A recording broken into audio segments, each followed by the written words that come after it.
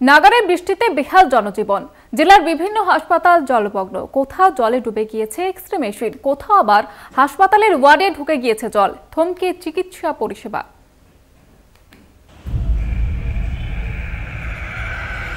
Rampurhat medical college হাসপাতালের X-ray রুমে জল, বন্ধ এক্স-রে ও স্ক্যান।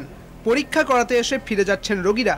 বাধ্য হয়ে বাইরে থেকে বেশি টাকা দিয়ে স্ক্যান ও এক্স-রে করাতে হচ্ছে বলে অভিযোগ রোগী ও তাঁদের আত্মীয়দের। হাসপাতাল কর্তৃপক্ষের দাবি, আগেও এক্স-রে রুমে জল ঢুকত, সম্প্রতি কয়েক লক্ষ টাকা খরচ করে এক্স-রে মেশিন সারানো হয়েছিল, তবে বেহাল নিকাশির জন্য তারপরও একই অবস্থা।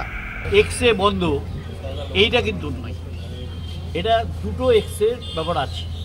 এক্স-রে যে পরিষেবা দেওয়ার ব্যাপারটা সেটা দু জায়গা থেকে হয়। একটা হচ্ছে একদম মানে এন্টায়ারলি যেটা সরকারের হাসপাতালের উদ্যোগে যেটা হয় সেটা একটা পরিষেবা দেওয়া হয়। আর একটা এক্স-রে পিপিপি মডেলে আছে, একটা সরকারি আর একটা পিপিপি মডেল। সরকারিটা কিন্তু চালু আছে এবং তিনি দায়িত্ব নিয়ে যে কথাগুলো বলেছেন সেগুলো সবটাই সমর্থন করছে। আশা করি দ্রুত আমাদের সমস্যার সমাধান। নাগারে বৃষ্টিতে জলমগ্ন পানিহাটি রাজ্য সাধারণ হাসপাতাল। হাসপাতালের বিভিন্ন ওয়ার্ড, এমনকি জল ঢুকে গিয়েছে অফিসে। চিকিৎসা করতে গিয়ে ভোগান্তির মুখে রোগীরা। রোগীর পরিবারের অভিযোগ, দীর্ঘদিন ধরে পানিহাটি রাজ্য সাধারণ হাসপাতালের বেহাল দশা। নেই রক্ষণাবেক্ষণ, নিকাশ ব্যবস্থা। যে ওয়ার্ডে রোগীরা ভর্তি রয়েছেন সেই ওয়ার্ডও জলমগ্ন। জমা জলে বাড়ছে ডেঙ্গির আতঙ্ক। ভেতরে জল আছে। হ্যাঁ, কি হয় দীর্ঘদিন এখানে জল জমা, এখানে বাচ্চাদের যাদের ডেঙ্গু ফেঙ্গু যখন তখন হতে পারে। এখন নরমালি চলছে। আতঙ্কে আছেন এই যে জল জমে? আতঙ্কে আছে অবশ্যই। এখন পানিহাটিতে থাকি, ঘোলার বাসিন্দা। এখানে যদি উন্নত না হয় তাহলে কি করা হয়?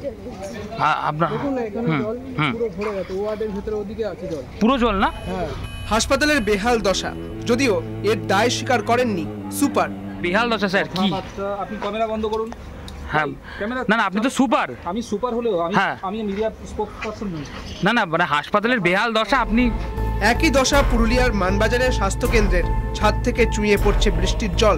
ঘরের ছাদ থেকে জল পড়ার কারণে স্বাস্থ্যকেন্দ্রের বারান্দায় চলছে রোগীদের চিকিৎসা। এখানে মানে বৃষ্টি পড়ে সব সময়, এই মানে এটা ফেটে গেছে তো জল পড়ছে, তাহলে মানে দিদিমণিদেরও অসুবিধা হয়, আর লোকজন এলেও দাঁড়াতেও অসুবিধা।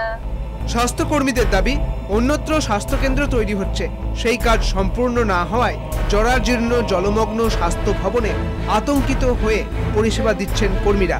কেন এখনো নতুন স্বাস্থ্যকেন্দ্র তৈরি হলো না, প্রশ্ন রোগী ও তাঁর পরিবারের।